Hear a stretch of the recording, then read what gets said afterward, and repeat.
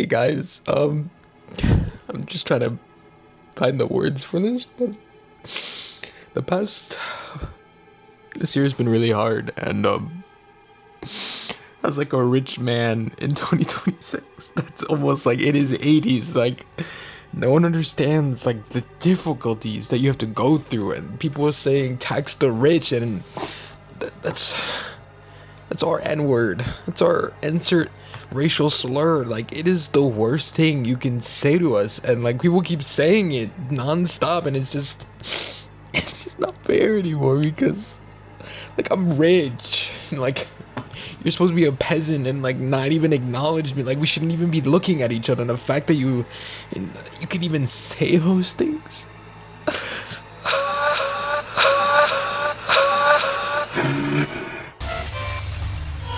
Welcome back to the show, it's your boy Isaiah, holding down here. We are back and better than ever for another video, and today we're talking about how indeed taxing the rich is worse than racism. Shout out to your boy, not my boy, Steven Roth, the CEO of real estate giant Verando.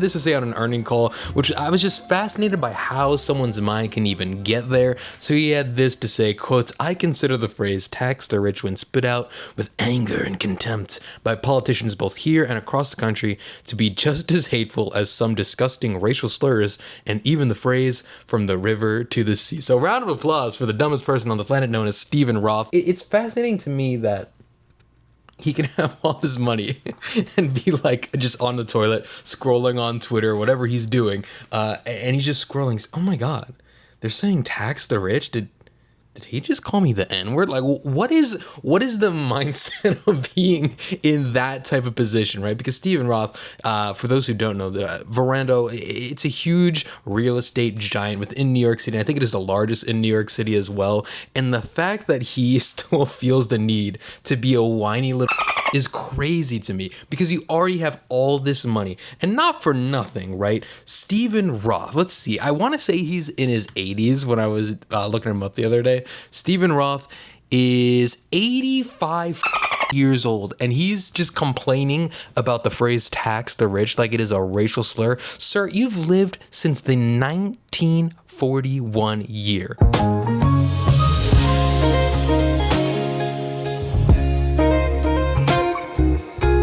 1941. You've seen a lot of shit go on, and the idea that you can just sit there and be like, you know who has it hard in society?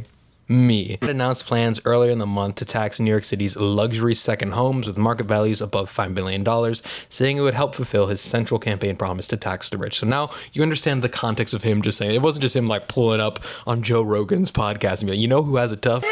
I guess that is the context of why he felt the need to say that, and obviously, he and along with other people around that age group love to hate Mamdani for whatever. You know, super side note as well, it's not even just like rich old white men hate Mamdani. It is this weird generational shift where I think just the older generation is holding on to whatever they used to have. And I have this coworker, and man, he's like a great guy until I'd have an actual real conversation with him, and he just unloads every political take he's ever had.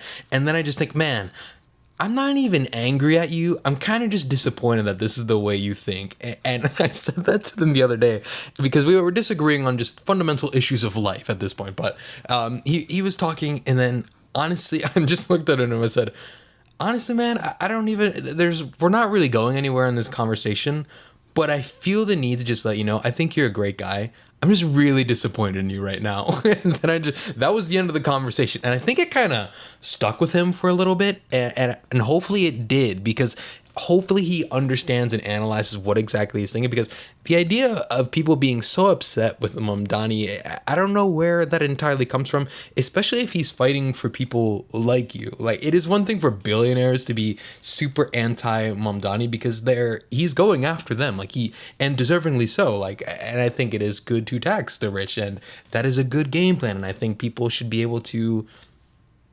especially people without billions of dollars or millions of dollars or hundreds of thousands of dollars, should not be the primary source of being taxed. I think people that have just an absurd amount of money should be the group that probably pays the most. I think that is a fair assertion to make. Now, obviously, people for some reason love to defend billionaires despite not being a billionaire. And that was my fascination with my coworker, is just, where does this mindset come from? Why are you so adamant in defending billionaires? Because the idea, like, tax the billionaires, and the argument's always, well, everyone's just gonna leave. And it's like, okay, we'll figure it out. If every billionaire leaves, I'm sure other billionaires will come on storming through. It's the cycle of life. And it's weird how much of a hill people are willing to die on when it comes to being anti-Mamdani, but also being super supportive of billionaires not having to pay their fair share. And I feel that is where this really comes from, right? It was like, you have all these empty billion, you have these buildings just completely empty with nobody in there, and they're just collecting dust at this point, and people continue to make money off of these buildings, and they have these buildings and they don't pay any ounces of like major taxes. Like, they should have to pay their fair share, especially if the buildings just kind of sit in there. I feel like maybe, make things more affordable for people to have your building serve a purpose for the public, for companies within New York City. I just think this whole thing is fascinating, with the idea of just, no, you know what? Continue to tax us because we will pay our fair share. But when it comes to the rich people, no, please don't. They're here to protect us from who? All right, relax, guy. So another thing about this to me is the idea of just another delusional old man that's just so power hungry. And when it comes to billionaires and quadrillionaires, is that a thing? But when it comes to people that have like enough money that represents that could be a GDP of a country, like, it is just so absurd the amount of disposable income people have at these. And you know what? Power to you for getting there, big boy. But the idea that, when is enough for these people? Like, when do you just look at yourself and, you know what? I did it. I don't think I need to keep being a power-hungry, narcissistic animal that just preys and leeches off of people that work their ass off 24/7 for my company. Like, when does it get to the point where, you know what? Maybe I can give back. Maybe I need to do more for the people around me, and then everyone can have a good life. But the problem is, like, you have all these people that have made so much money within this generation, and now they're in their late 70s, they're in their 80s, and they're, for the most part, all just aligned with Donald Trump. So you get to this scenario where it's all these older people with generational money that will refuse to let any progress be made, and they refuse to give back, and they refuse to just say, you know what? Let me help you out. You know what? I don't need to do another $1 billion deal and then cut my workforce because I need more money. What are you spending it on? At some point, you just stop spending on things and you start doing some weird stuff, all right? Those are for the Epstein people, but just billions and millions of dollars, and now you're on islands with kids. You're freaks, okay? But also just the idea that a lot of these people have aligned with Trump, and now it's like this coalition of people that are like, you know what? Let's make this as inconvenient as possible for every generation after us, because it no longer affects us. And going back to my coworker, right? I hate that this is the conversations that I have with coworkers just randomly. I didn't ask for this conversation, mind you, but it was talking about the war in Iran, and just like, you know what? Whatever happens.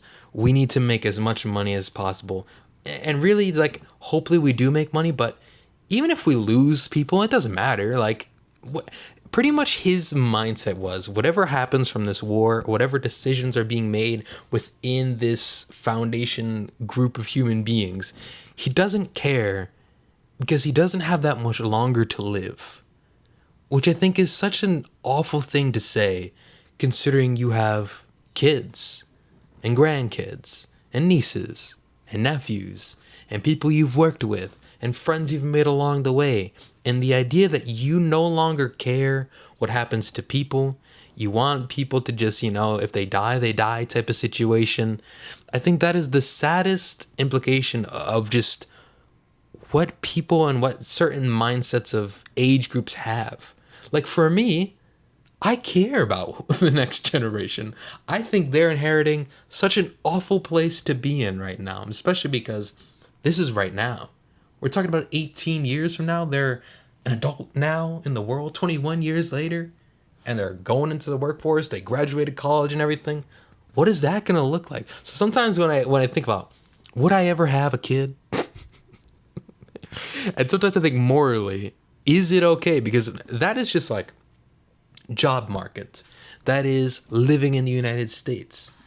We're talking about like what happens to the world. There's constant violence, and that's a theme amongst the world since the beginning, right? It's just like everyone's just power hungry and wanting to murder each other. But also when it comes to climate change and so many other things, I think some people, I don't know, it's like a constant mind argument within myself because I'm a chronic overthinker, is the idea of having a kid and just like, I don't know, here's the world you live in, do with it. Like, I think that's, I don't know, it's a fascinating time to be alive. And it's sometimes it feels when you look at the news, and obviously every now and then you just gotta look outside and maybe see a chipmunk eating a random peanut and think, you know what, things are gonna work out. Things are going to be positive. But, yeah, I don't know. But I think that's also concerning too, is with this generation too, it feels like they have zero remorse for any actions that they take and zero regret if it affects anybody other than themselves. It is so me-centric, and they refuse to acknowledge the impacts and the decisions that they have made and how it impacts everybody else. And that's how you wind up with situations like Steven Roth, a CEO of a freaking real estate giant in New York City, bitching and moaning about taxing the rich being on par with a racial slur. What are we doing? How did we get here? Grow up. Listen, I don't think you have a real racial slur until it's being said while you're playing Call of Duty or something. Like if someone just doesn't randomly yell that at you at some point, it's not a real racial slur. You can't get 0-3'd on NBA 2K and someone's like, take that, tax the rich. Like, it doesn't roll off the tongue. Not gonna lie. So I don't think Steven Roth has an argument here. And you know what, Mom Donnie, tax him more. Tax him for being a dumbass. How about that dumbass tax? I think there's certain things that should be taxed. Steven Roth, tax for being a dumbass. And you know what? Tax him even more just for being 84. No, I'm kidding. Listen, that's it. That's all I got here. And thank you guys for watching. Like, comment, subscribe to those YouTube things. We'll be back for another video, and I'll see you when I see you. I'm at work today, trying to remember the fact that I'm actually really edgy, Latino, and niche. But all I can think about is corporate America beating me with its chancla right on my chi-chis. It's all a load of horse shit, man. It smells just like this porta potty.